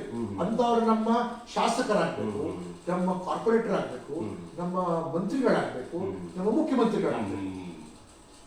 ನಾನು ನಿಮ್ಗೆ ಹೇಳಿದಾಗ ವಕೀಲ ವೃತ್ತಿಲಿರೋರು, ಕಾನ್ಸ್ಟಿಟ್ಯೂಷನ್ ಇರೋರು, ಎಕನಾಮಿಕ್ಸ್ ಇರೋರು, ಅಂತವ್ರಿಗೆ ಅವಕಾಶ ಕೊಟ್ಟು ಅವ್ರ ಮುಂದೆ ಬಂದು. ಸೊ ಅದೇ ಇಲ್ವಲ್ಲ ನಮ್ಮ ಹತ್ರ. ಸೊ ಅದಿಲ್ದಿರುವಾಗ ಕಳಪೆ ಕೊಳಚ ಮಟ್ಟದ ರಾಜಕಾರಣಿಗಳು ಬಂದ್ರೆ ಅವ್ರ ಹಿಂಬಾಲಕರು ಅದಕ್ಕಿಂತ ಕಳಪೆ ಇರ್ತಾರೆ, ಮತ್ತೆ ಜನರಿಗೆ ಅಸಹ್ಯ ಆಗಿ ವೋಟ್ ಹಾಕೋದೇ ಇಲ್ಲ. ಅದಕ್ಕೆ ನೋಡಿ 55-60% ವೋಟ್, ಮತ್ತೆ ಜನ ದೇಶನೇ ಬಿಟ್ಟು ಹೋಗ್ತಾರೆ. ಸೊ ಆ ಕಾರಣಗಳಿಂದ, ಸೊ ಅದಕ್ಕೆ ನಾನು ಹೇಳ್ತಾ ಇದ್ದೀನಿ, ನಾವು ನಮ್ಮ ಇಡೀ ಪ್ರಾಚೀನ ಇತಿಹಾಸವನ್ನು ಅರ್ಥ ಮಾಡಿಕೊಂಡು ಯುವಕರಲ್ಲಿ ನಾನು ಬೇಡ್ಕೋತೀನಿ, ಬನ್ರಪ್ಪ ನೀವು ಮುಂದೆ ಬನ್ನಿ, ಬಟ್ ಅವಸರದಲ್ಲಿ ಇರಬೇಡಿ, ಗುರಿ ಇಟ್ಕೊಳ್ಳಿ, ನಿಧಾನಕ್ಕೆ ಬನ್ನಿ. ಇದೆಲ್ಲ ತಾತ್ಕಾಲಿಕವಾದ ಈ ರಾಕ್ಷಸರು ಏನು ದುಡ್ಡು ದೋಚಿ ಇಟ್ಕೊಂಡಿದ್ದಾರೆ ಇವರೆಲ್ಲ ಹೊರಟೋಗ್ತಾರೆ. ನಿಮ್ಮ ಶಕ್ತಿ ಪ್ರದರ್ಶನ ನೀವು ಮಾಡಿ, ಪ್ರಮಾಣಿಕ ಶಕ್ತಿ ಜಾಸ್ತಿ ಬೇಡ, ಒಂದು 4 ವರ್ಷ ಮಾಡಿ ನೀವು, ಅವಾಗ ನೋಡಿ ಇವರೆಲ್ಲ ಸೈಡ್ಗೆ ಬಿದ್ದೋಗ್ತಾರೆ. ಒಳ್ಳೆ ದಿನಗಳು ಬರುತ್ತೆ, ಒಳ್ಳೆ ಲೀಡರ್ಸ್ ನಮ್ಮಲ್ಲಿ ಕೂಡ ಮಾಡೋ ಸಾಧ್ಯತೆ ಇದೆ. ಯಾಕಂದ್ರೆ ಇದೇ ಭಾರತ ವರ್ಷ ಎಂತ ಮಹಾನ್ ಮಹಾರಾಜರು ರಾಜರಿಗೆ ಅವಕಾಶ ಕೊಟ್ಟಿದೆ. ಮತ್ತೆ ಎಂತ ಐತಿಹಾಸಿಕವಾದ ದೇವಸ್ಥಾನಗಳು, ಎಂತ ಐತಿಹಾಸಿಕವಾದ ಇವೆಂಟ್ಸ್ಗಳು ನಾವು ವೀಕ್ಷಣೆ ಮಾಡಿದ್ದೇವೆ. ಈಗ ನೋಡಿ, ಸಾಮಾನ್ಯವಾಗಿ ನೋಡ್ತಿದ್ರೆ ಸ್ಪರ್ಧಾತ್ಮಕ ಪರೀಕ್ಷೆಗಳಲ್ಲಿ ನಾನು ಪಾಠ ಮಾಡೋದ್ರಿಂದ ಕರ್ನಾಟಕ ರಾಜ್ಯದ ಯುವಕರು ಏನ್ ಮಾಡ್ತಾ ಇದ್ದಾರೆ ಅಂದ್ರೆ, ಸಾಮಾನ್ಯವಾಗಿ ಸ್ಪರ್ಧಾತ್ಮಕ ಪರೀಕ್ಷೆಯನ್ನ ಪಾಸ್ ಮಾಡುವಾಗ 1 ವರ್ಷ 2 ವರ್ಷ 3 ವರ್ಷಗಳ ಕಾಲ ಇವರು ಸ್ಪರ್ಧಾತ್ಮಕ ಪರೀಕ್ಷೆಯನ್ನ ಪಾಸ್ ಮಾಡಬಹುದು, ಆಗಬಹುದು, ಆಗದೆ ಇರಬಹುದು. ಆದ್ರೆ ಆಚೆಗೆ ಅಂತಲ್ಲ ಅವ್ರ ಹತ್ರ ಇನ್ನೊಂದು ಹಾದಿ ಇದೆ ಅಂತೇಳಿ ನೋಡಿಕೊಳ್ಳದೆ ಸುಮಾರು 38-40 ವರ್ಷಗಳ ಕಾಲನೂ ಕೂಡ ಸ್ಪರ್ಧಾತ್ಮಕ ಪರೀಕ್ಷೆಯಲ್ಲಿ ಬೆಂಗಳೂರು, ಧಾರವಾಡದಲ್ಲಿ. ಬಹಳ ಒಳ್ಳೆ ಪ್ರಶ್ನೆ ಇದು. ನಾನು ಸ್ಪರ್ಧಾತ್ಮಕ ಪರೀಕ್ಷೆನ ನಾನು ಮುಂದೆ ಬಂದಿರೋದು, ಬಟ್ ನಾನು ಈ ಸ್ಪರ್ಧಾತ್ಮಕ ಪರೀಕ್ಷೆಯ ಅಭ್ಯರ್ಥಿಗಳಲ್ಲಿ ಮನವಿ ಮಾಡಿಕೊಡೋದೇನೆಂದ್ರೆ, ನೀವು ಫುಲ್ ಶಕ್ತಿ ಹಾಕಿ, ಬಟ್ ಆದ್ರೆ ಪ್ಲಾನ್ ಬಿ ಇಟ್ಕೊಂಡಿದ್ದೀವಿ. ಪ್ಲಾನ್ ಬಿ ಯಾಕೆ ಇಟ್ಕೋಬೇಕು ಅಂದ್ರೆ, ನೋಡಿ, ಲಕ್ಷಾಂತರ ಸಂಖ್ಯೆಯಲ್ಲಿ ನೀವು ಸ್ಪರ್ಧಾತ್ಮಕ ಪರೀಕ್ಷೆಗಾಗಿ ಮುಂದೆ ಬರ್ತೀವಿ. ಇಲ್ಲಿ 1%ಗಿಂತ ಕಮ್ಮಿ ಜನ ಆಯ್ಕೆ ಆಗ್ತಾರೆ. ಸೊ ನೀವು ಇಷ್ಟು ಮನಸ್ಸೊಳಗೆ ಐಡಿಯಲಿಸಮ್ ಆಗಿ ನೀವು ಬರ್ತೀರ. ನೀವು ಈ ಪರೀಕ್ಷೆ ನಿಮ್ಗೆ ಪಾಸ್ ಆಗ್ಲಿಲ್ಲ ಅಂದ್ರೆ ಅದರ ಅರ್ಥ ಅಲ್ಲ ನೀವು ದಡ್ರು ಪೆದ್ರು ಅನ್ನೋ ಉಪಯೋಗ ಅಂತಲ್ಲ. ನನಗೆ ಏನ್ ಭಯ ಅಂದ್ರೆ, ಈ ಪರೀಕ್ಷೆಯಿಂದ ನಿಮಗೆ ಮನಸ್ಸು ಕುಗ್ಗು ಹೋಗ್ಬಾರ್ದು. ದಿಸ್ ಎಕ್ಸಾಮಿನೇಷನ್ ಇದಲ್ಲ, ಒಬ್ಬ 28-29 ವರ್ಷದ ಯುವಕನಿಗೆ ನೀನು ಜೀವನದಲ್ಲಿ ಫೇಲ್ಯೂರ್, ನೀವು 3 ವರ್ಷ ಅಟೆಂಡ್ ಮಾಡಿ ಪಾಸ್ ಆಗಿಲ್ಲ ಅಂತ ಆ ಭಾವನೆ ಇಟ್ಕೋಬೇಡಿ. ನೀವು ಸ್ವಂತ ಶಕ್ತಿಯಿಂದ your personality should be so strong that ನೀವು ಉದ್ಯೋಗ ನೀವೇ ಸೃಷ್ಟಿ ಮಾಡಿ. You should create your own job. ನೀವು ಇಸ್ರೇಲ್ ಅಂಡ್ ಚೈನಾ 2 ದೇಶದ ಬಗ್ಗೆ ನನಗೆ ತುಂಬಾ ಗೌರವ ಮತ್ತೆ ಐ ಆಮ್ ವೆರಿ ಇನ್ಸ್ಪೈರ್ಡ್ ಅಂತ ನೋಡಿದೆ. ಯಾವ ರೀತಿಯಾಗಿ ಅವರು ತಮ್ಮ ಅಂಡ್ ಜಪಾನ್ ಯುದ್ಧ ಆದ ನಂತರ ಯಾವ ರೀತಿ ಜಪಾನ್ ಟ್ರಾನ್ಸ್ಫಾರ್ಮೇಶನ್ ಆಗಿದ್ದು, ಮತ್ತೆ ಜರ್ಮನಿ ಟ್ರಾನ್ಸ್ಫಾರ್ಮ್ ಆಗಿದ್ದು, ಮತ್ತೆ ಚೈನಾ ಮತ್ತೆ ಇಸ್ರೇಲ್ ಯಾರಿಂದ ಇದೆಲ್ಲಾಗಿದ್ದು, ಅವರು ಒಳ್ಳೆ ಲೀಡರ್ಸ್ ಗಳಿದ್ದಾರೆ. ನಮ್ಮ ಹತ್ರ ಕಳಪೆ ಮಟ್ಟದ ಲೀಡರ್ಸ್ ಇದ್ದಾರೆ. ನಿಮ್ಗಾದ್ರೂ ಅವಕಾಶ ಇದೆ, ಮುಂದೆ ದಯವಿಟ್ಟು ಮುಂದೆ ಬನ್ನಿ. ಅಂಬೇಡ್ಕರ್ ಅವರು ಕೊಟ್ಟಿರೋ ಅದ್ಭುತವಾದ ಸಂವಿಧಾನ ಮುಂದೆ ಇದೆ. ಭಯವನ್ನು ಬಿಟ್ಟು ಮುಂದೆ ಬನ್ನಿ. ನೀವು ಅಲ್ಲಿಗೆ ಅಕ್ಷಸ್ತ್ರ ಆಗೋದು ಒಂದೇ ಸಾಲದು, ಒಳಗಡೆ ವಿವೇಕಾನಂದ ಅವರ ಬಗ್ಗೆ ನೀವು ಮಾತಾಡಿದ್ರೆ, ಸೊ ಆ ಸ್ಪಿರಿಟ್ ಅಲ್ಲಿ ನೀವು ಮುಂದೆ ಬಂದರೆ ಯು ಹ್ಯಾವ್ ಅನ್ ಆಪರ್ಚುನಿಟಿ ಅಂತ ಹೇಳ್ತೀನಿ. But don't think that you are a failure. ಸುಮಾರು ಜನ ಮಕ್ಕಳನ್ನ ನೋಡಿದ್ದೀನಿ ಆತ್ಮಹತ್ಯೆ ಮಾಡಿ. ದಯವಿಟ್ಟು ಆತ್ಮಹತ್ಯೆ ಹಾದಿ ಹಿಡಿಬೇಡಿ ನೀವು. That is not your solution. ನೀವು ಆಗಲಿಲ್ಲ ಅಂದ್ರೆ ಪ್ಲಾನ್ ಬಿ ಹಿಡ್ಕೊಂಡು ಮುಂದೆ ಬನ್ನಿ. ನೋಡಿ, ಭಾಸ್ಕರ್ ರಾವ್ ಸರ್ ಎಷ್ಟು ಅದ್ಭುತ ಹೇಳ್ತಾರೆ ನೋಡಿ. ಸ್ಪರ್ಧಾತ್ಮಕ ಪರೀಕ್ಷೆ ಹೋಗೋಕ್ಕಿಂತ ಮುಂಚೆ ನಮಗೆ ಭಾರತ ಸಂವಿಧಾನದ ಬಗ್ಗೆ ಅಷ್ಟು ತಿಳುವಳಿಕೆ ಇರಲ್ಲ, ಎಕಾನಮಿ ಬಗ್ಗೆ ತಿಳುವಳಿಕೆ ಇರಲ್ಲ, ಭೂಗೋಳದ ಬಗ್ಗೆ ತಿಳುವಳಿಕೆ ಇರಲ್ಲ, ವಿಜ್ಞಾನ ತಂತ್ರಜ್ಞಾನ ಗೊತ್ತಿರಲ್ಲ. 3-4 ವರ್ಷಗಳ ಕಾಲ ನಮಗೆ ಎದ್ರು ಬಿದ್ರು ಮಲಗಿದ್ರು ಕೂಡ ಸಂವಿಧಾನ, ಭೂಗೋಳ, ವಿಜ್ಞಾನ ಇವೆಲ್ಲ ಅಧ್ಯಯನ ಮಾಡಿದ ನಂತರ ನಮ್ಮ ಜ್ಞಾನ ಹೆಚ್ಚಾಗುತ್ತಾ ಹೋಗುತ್ತಾ. ಆ ಒಂದು ಇಂಟೆಲೆಕ್ಚುಯಲ್ ಪವರ್ ಅನ್ನ ಬಳಸಿಕೊಂಡು ನಿಮ್ಮ ಬದುಕಿನಲ್ಲಿ ಸ್ವತಃ ಬದುಕನ್ನ ಕಟ್ಕೊಳ್ಳೋದಕ್ಕೆ ಅಂತಲ್ಲ, ಅದನ್ನ ಬಳಸ್ಕೊಳ್ಳಿ ಹೊರತು ಅಂತಲ್ಲ ನಿಮ್ಗೆ ಸರ್ಕಾರಿ ಹುದ್ದೆ ಸಿಗದಿಲ್ಲ ಅಂತೇಳಿ ಅಂತಲ್ಲ ನೀವು ಖಿನ್ನತೆ ಒಳಗಾಗಿ, ಡಿಪ್ರೆಷನ್ ಒಳಗಾಗಿ ಅಂತಲ್ಲ, ಆತ್ಮಹತ್ಯೆಯನ್ನು ಇನ್ನೊಂದು ಮತ್ತೊಂದು ಅಂತಲ್ಲ, ತಪ್ಪು ದಾರಿಯನ್ನು ಹಿಡಿಬೇಡಿ ಅಂತಲ್ಲ. ನೀವು ಯಾವಾಗಲೂ ಕೂಡ ಭೂಮಿಗೆ ಬಿದ್ದ ಬೀಜ, ಎದೆಗೆ ಬಿದ್ದ ಅಕ್ಷರ ಇಂದಲ್ಲ ನಾಳೆ ಫಲ ಕೊಡ್ತಂತ ಹೇಳಿ ಹೇಗೆ ದೇವರೂರು ಮಹಾದೇವರು ಅದ್ಭುತವಾದ ಸಾಹಿತ್ಯಗಳು ಹೇಳಿದಾರಲ್ಲ, ಅದೇ ತೆರನಾಗಿ ಶಿಕ್ಷಣವೆಂಬುದು ಹುಲಿಯ ಹಾಲಿದ್ದಂತೆ, ಹುಲಿಯ ಹಾಲನ್ನು ಕುಡಿದವರು ಘರ್ಜಿಸಲೇಬೇಕು. ಆ ಘರ್ಜನೆ ನಿಮ್ಮಲ್ಲಿ ಬಂದಾಗ ಮಾತ್ರ ಆ ಶಿಕ್ಷಣಕ್ಕೆ ಮಹತ್ವ ಇರ್ತದೆ ಅಂತ ಅದ್ಭುತವಾಗಿ ಆಡ್ ಮಾಡ್ತೀನಿ. ಶಿಕ್ಷಣ ಒಂದೇ ಸಾಲದು, ಶಿಕ್ಷಣದ ಜೊತೆ ಪಾಠೇತರ ಚಟುವಟಿಕೆಗಳಿಗೆ ಚೆನ್ನಾಗಿ ಭಾಗವಹಿಸಬೇಕು. ನಾನು ಮೊನ್ನೆ ಕೂಡ ಒಂದು ಟ್ವೀಟ್ ಮಾಡಿದ್ದೆ. ನಾನು ಆಕ್ಸ್ಫರ್ಡ್ ಯೂನಿವರ್ಸಿಟಿ, ಕೇಂಬ್ರಿಡ್ಜ್ ಯೂನಿವರ್ಸಿಟಿ ಇಂದ ಕೆಲವು ಪಾಸ್ ಮಾಡಿರೋರು ಮತ್ತೆ ಕೆಲವು ಹೆಡ್ ಹಂಟರ್ಸ್ ಅಂತಾರೆ, ಒಳ್ಳೆ ಒಳ್ಳೆ ಕಂಪನಿಲಿ ದೊಡ್ಡ ದೊಡ್ಡ ಹುದ್ದೆ ಕೆಲಸ ತಗೊಳ್ತಾರಲ್ಲ, ನೀವು ಇಂಟರ್ವ್ಯೂ ಏನ್ ಕೇಳ್ತೀರಾ? ನಮ್ಮ ಭಾರತದಲ್ಲಿ ನೀವು ಎಷ್ಟು ರ್ಯಾಂಕ್ ಪಡೆದ್ರಿ, VTU ಎಷ್ಟು ಮಾರ್ಕ್ಸ್ ಬಂತು, ಅದರ ಮೇಲೆ ನಿಮ್ಗೆ ನೌಕರಿ ಕೊಡ್ತಾರೆ. Yes, sir. ನಿಮ್ಗೆ ಒಂದ್ಸರ್ತಿ ನೌಕರಿ ಕೂತ್ಕೊಂಡ ನಂತರ ನಿಮ್ಗೆ ಮ್ಯಾನೇಜ್ ಮಾಡಕ್ ಬರಲ್ಲ. ಖಂಡಿತ ಖಂಡಿತ. ಸೇಮ್ ಥಿಂಗ್, ನೀವು ಸಬ್ ಇನ್ಸ್ಪೆಕ್ಟರ್, ಇನ್ಸ್ಪೆಕ್ಟರ್, IPS ಆಗಿ ಸೆಲೆಕ್ಟ್ ಆಗ್ತೀರಾ, ಅಲ್ಲಿ ಬರುತ್ತೆ ಅಲ್ಲಿ ಪ್ರಶ್ನೆಗಳೇನು, ನಿನ್ನ ಜೀವನದಲ್ಲಿ ನೀನೇನಾದ್ರೂ ವಾಲಂಟ್ರಿ ಕೆಲಸ ಮಾಡಿದ್ಯಾ, ನೀನೇನಾದ್ರೂ ಚಾರಿಟಬಲ್ ಕೆಲಸ ಮಾಡಿದ್ಯಾ, ಖಂಡಿತ ಖಂಡಿತ ಖಂಡಿತ. ನೀನು ಸ್ಪೋರ್ಟ್ಸ್ ಕ್ಯಾಪ್ಟನ್ ಆಗಿದ್ಯಾ, ಸ್ಪೋರ್ಟ್ಸ್ ಅಲ್ಲಿ ಭಾಗವಹಿಸಿದ್ಯಾ ನೀನು, ಮತ್ತೆ ನಿನ್ನ ಲೈಫ್ ಅಲ್ಲಿ ಏನಾರ ಒಂದ್ ಕಡೆ ಇಂಟೆಗ್ರಿಟಿ ತೋರಿಸಿದ್ಯಾ, ಇದೆಲ್ಲ ಪ್ರಶ್ನೆಗಳು.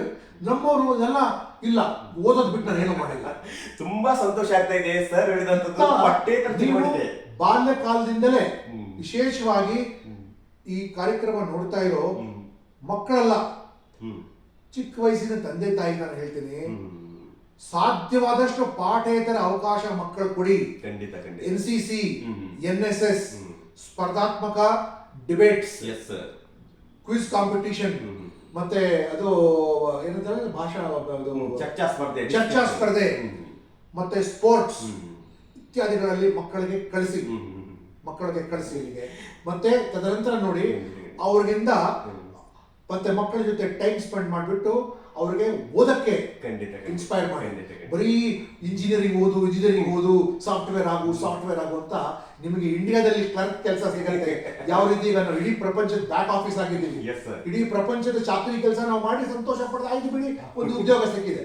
ಆದ್ರೆ ನಿಮ್ಗೆ ನಿಜವಾದ ಲೀಡರ್ಶಿಪ್ ರೋಲ್ ಬೇಕು ಅಂದ್ರೆ ನೀವು ಬಾಲ್ಯಕಾಲದಿಂದಲೇ ವಾಲಂಟರಿ ಕೆಲಸ ಮಾಡಿರ್ಬೇಕು, ಏನಾದ್ರೂ ಚಾರಿಟಿಯಲ್ಲಿ ಇಂಟಗ್ರಿಟಿ ತೋರಿಸಬೇಕು, ಸ್ಪೋರ್ಟ್ಸ್ ಕ್ಯಾಪ್ಟನ್ ಆಗಿರ್ಬೇಕು, ಸ್ಪೋರ್ಟ್ಸ್ ಪರ್ಸನ್ ಆಗಿರ್ಬೇಕು, ಮತ್ತೆ ಈ ಡಿಬೇಟ್, ಜನರಲ್ ನಾಲೆಜ್ ಇಂಥದ್ರಲ್ಲಿ ಭಾಗವಹಿಸಿದ್ರೆ ನೀವು ಒಂದು ರೀತಿಯಾಗಿ ಪೂರ್ಣವಾದ ವ್ಯಕ್ತಿ ವಿಕಾಸ, ಪರ್ಸನಾಲಿಟಿ ಡೆವಲಪ್ಮೆಂಟ್ ತುಂಬಾ ಅದ್ಭುತವಾಗಿ ಪ್ರಪಂಚ ಹುಡುಕಾಡ್ತಾ ಇರೋದೇ ಒಳ್ಳೆ ಪರ್ಸನಾಲಿಟಿ ಇರುವಂತ ವ್ಯಕ್ತಿಗಳು. ಬರೀ ರ್ಯಾಂಕ್ ತಗೊಂಡು 95%, 99% ಬುದ್ಧಿವಂತರಲ್ಲ. ಈ ಬುದ್ಧಿವಂತರಿಗೆ ಕೂತ್ ಕಡೆ ಕಂಪ್ಯೂಟರ್ ಮೇಲೆ ಮುಂದೆ ಅಷ್ಟೇ ಆಗತ್ತೆ ಹೊರತು ಕಂಪ್ಯೂಟರ್ ಬಿಟ್ಟು ಒಂದು ಡಿಸಿಷನ್ ತಗೊಂಡ್ರೆ ಅವ್ರಿಗೆ ತಗೊಳಕ್ಕೆ ನರ್ವಸ್ ಆಗುತ್ತೆ. ನೋಡಿ ವೀರ ಕನ್ನಡಿಗರೇ, ಅದ್ಭುತವಾಗಿ ಕೊನೆಯದಾಗಿ ಇಂಟರ್ವ್ಯೂ ಅಲ್ಲಿ ಅದ್ಭುತವಾದ ವಿಷಯ ಹೇಳ್ತಾ ಇದ್ದಾರೆ ನೋಡಿ. ಇತ್ತೀಚೆಗೆ 2024 ಫ್ರಾನ್ಸ್ನ ಪ್ಯಾರಿಸ್ನಲ್ಲಿ ಅಂತ ಒಲಿಂಪಿಕ್ಸ್ ನಡೀತು. 144 ಕೋಟಿ ಪ್ರಪಂಚದ ನಂಬರ್ 1 ಜನಸಂಖ್ಯೆ ಇರುವಂತ ಈ ಕಂಟ್ರಿ ಕೇವಲ 6 ಮೆಡಲ್ಗಳಿಗೆ ನಾವು ಸೋತ್ ಬಿಟ್ರೆ ಅದಲ್ಲ ಎಷ್ಟೊಂದು ಬೇಜಾರಾಗುತ್ತೆ ಅಂದ್ರೆ, ನಾವು ಯಾವಾಗ ಸ್ಪೋರ್ಟ್ಸ್ ಓದ್ಕೊಡ್ತಾ ಇಲ್ಲ. ಸಾಕ್ರೆಟಿಸ್ ಹೇಳುವ ಹಾಗೆ sound mind May sound body ಅಂತ, ಅದ್ಭುತವಾದ ದೇಹದಲ್ಲಿ ಮಾತ್ರ ಅದ್ಭುತವಾದ ಮನಸ್ಸು ಇರುತ್ತದೆ. ಹಾಗಾಗಿ ಅಂತ ಸ್ಪೋರ್ಟ್ಸ್ ಗಳಿಗೂ ಒತ್ತು ಕೊಡಬೇಕು ಮತ್ತು ಪಠ್ಯೇತರ ಚಟುವಟಿಕೆ ಒತ್ತು ಕೊಡಬೇಕು.